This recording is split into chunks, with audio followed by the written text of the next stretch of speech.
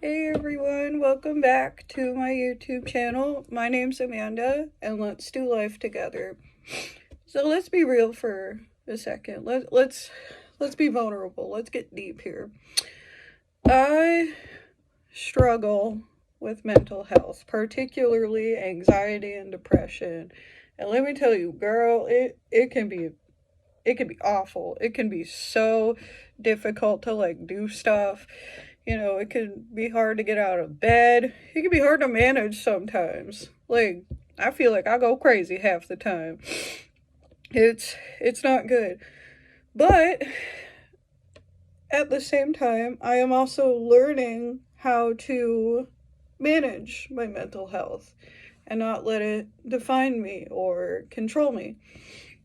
And by doing that, I've been learning different coping skills or techniques to try to manage my mental health more. Mental health doesn't completely go away. It can be controlled with medications. It can lessen some of the symptoms, but it doesn't go away completely. That's something that you have to do for yourself. So, I I wanted to talk today about if any of y'all are struggling with anxiety, I can relate.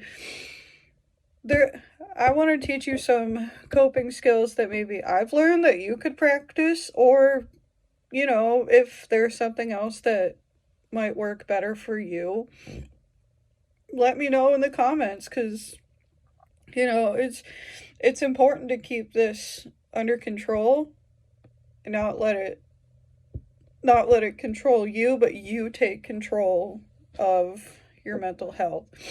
So I wanted to share 5 techniques that, maybe like 3 to 5 techniques that I've learned, or things that you can do to help manage your mental health better. So the first technique that I wanted to share that I've learned is something called the grounding technique. And that kind of uses all of your senses for when you're feeling anxious. It kind of brings you back to reality, kind of brings you back to where you are in the present moment.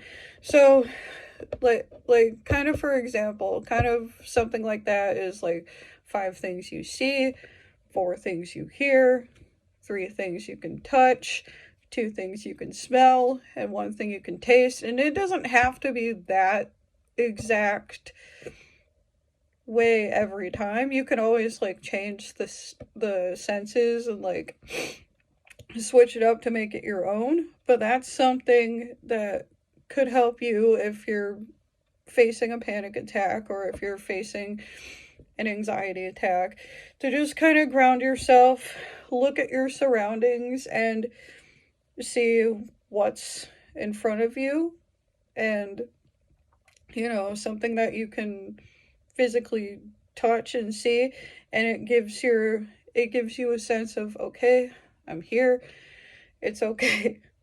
I'm it's okay, I'm here in the present moment now. It's going to be all right.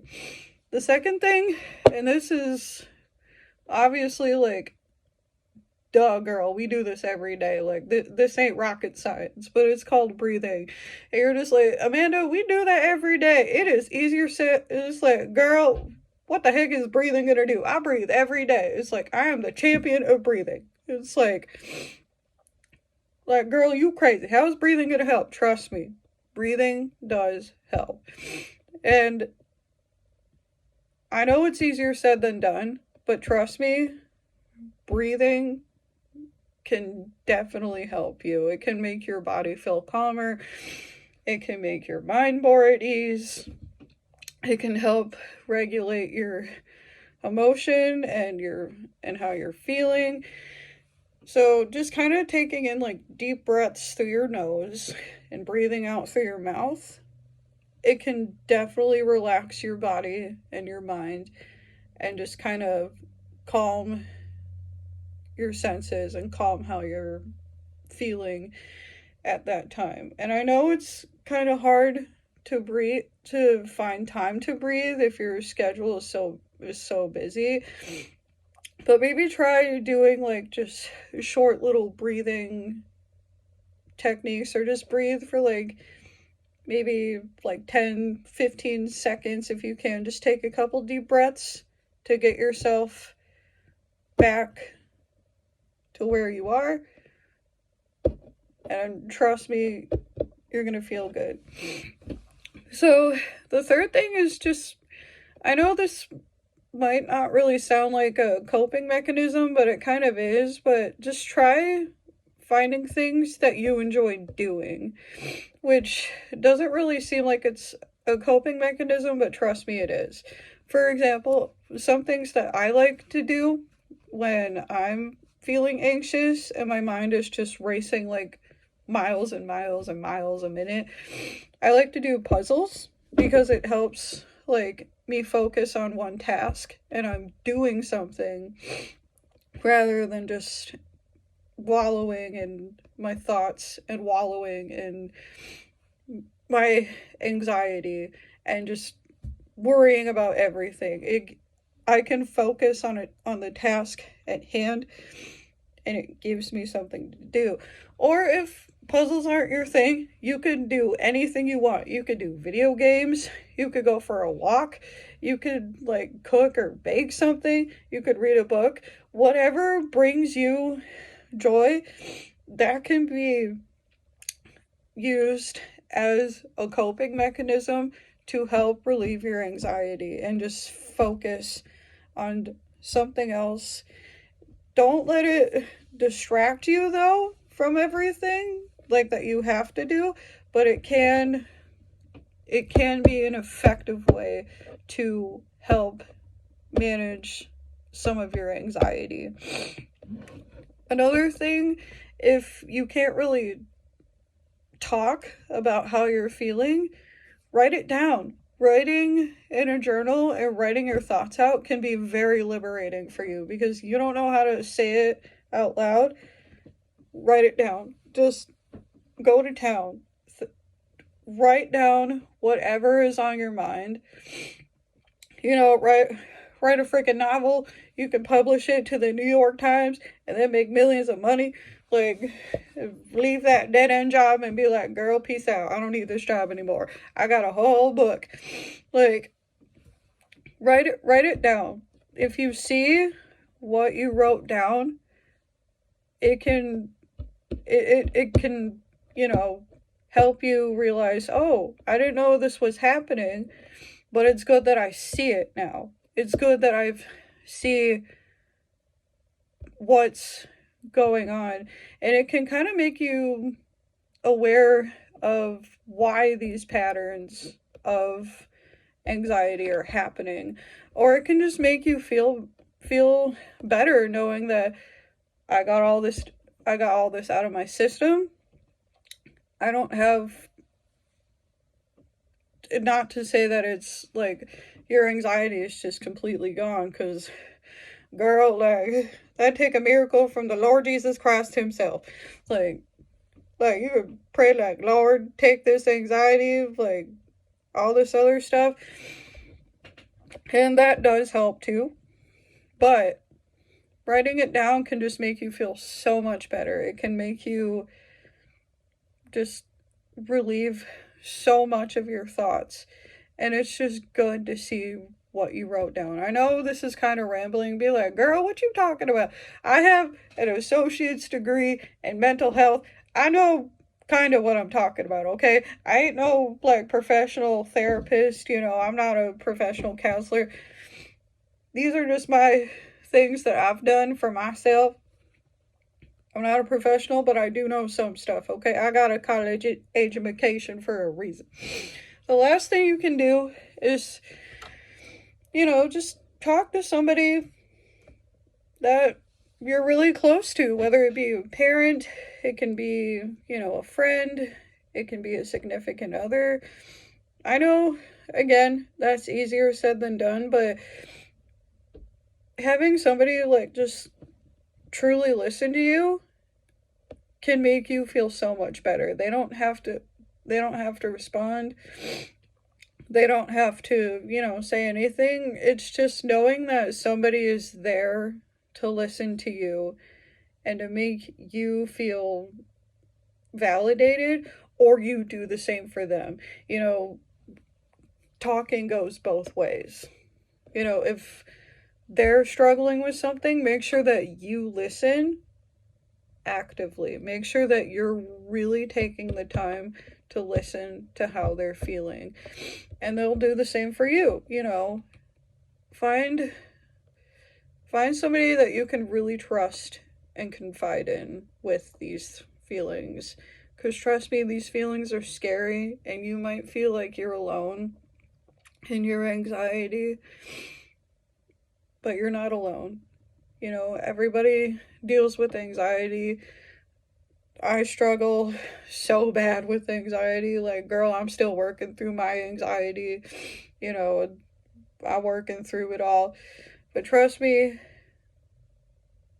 having somebody there to just be there for you and listen to you while you tell how you feel is a very crucial thing. Now, while you are allowed to talk about how you feel, also make sure that you're aware about the time that you're talking to a person. If somebody's busy with work, maybe don't bombard them while they're working, or if they're like in the middle of something, don't just like spew all your feelings out at once, because that can be overwhelming for some. Try to ask, hey, I have a lot of big feelings right now. I need to share them. Is it okay if, I can share it right now?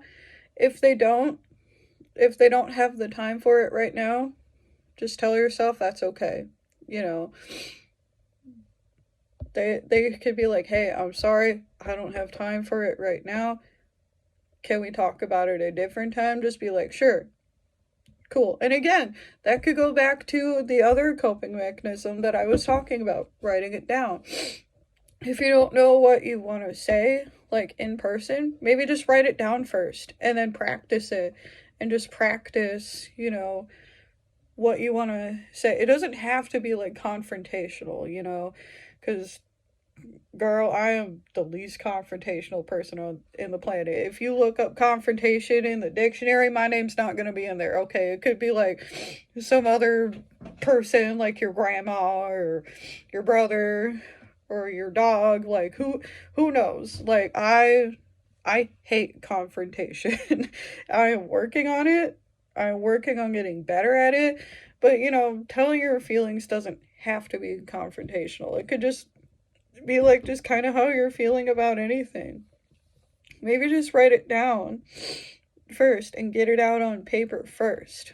And then it kind of ties back and forth between writing it down, and then you can say what you want to, how you feel. So those are just kind of things that I've learned about anxiety, and then I just kind of want to take away with all of this. You are not your mental illness. It is something you struggle with, but it is something you can get through. You are stronger than your anxiety, your depression, any sort of mental health. It does not define you. It is a part of you. That is okay. But you are stronger than your mental health. And I feel for you. I struggle with it myself. I know what you're going through, and you might feel alone. But trust me, you're not alone. I'm not alone. We're all here together to do this together. It's gonna be okay. It may be hard right now, but trust me, you're gonna kick this in the butt. It is gonna get better. It'll take time, progress, happens at everybody's at a different paces for everyone. Some might go faster, some might take a long time. But you are worth it. You are valued. You are loved. Your feelings are valid, and don't let anybody tell you that they're not. Because I've learned that for myself. I'm still learning that. You are important. And it's going to be okay. And I'm proud of you for making it for making through the day. So that's just kind of some techniques that I shared that I've learned. If these were helpful for you, just let me know down in the comments below. Or if you have like other, let me know in the comments below what are some ways that you cope with your anxiety or your depression or your bipolar or whatever you have. Let me know what works best for you, because I want to know how you guys cope and like what kind of things that you do to manage your mental health. And then just let me know if these were helpful. I know I was just kind of rambling on, but trust me, these are things that I've learned and some things that have worked for me. So thank you for watching this video. I hope this was helpful, and just make sure that you subscribe to my channel and click the subscribe button to become a part of this channel, and click the little bell notification every time that to be notified every time I upload a video. And yeah, thank you for listening to this video, and I'll be here next Wednesday. Hopefully, yeah, well, I'll be here next Wednesday. But just thank you again, and I'll see you next week. Have a good life.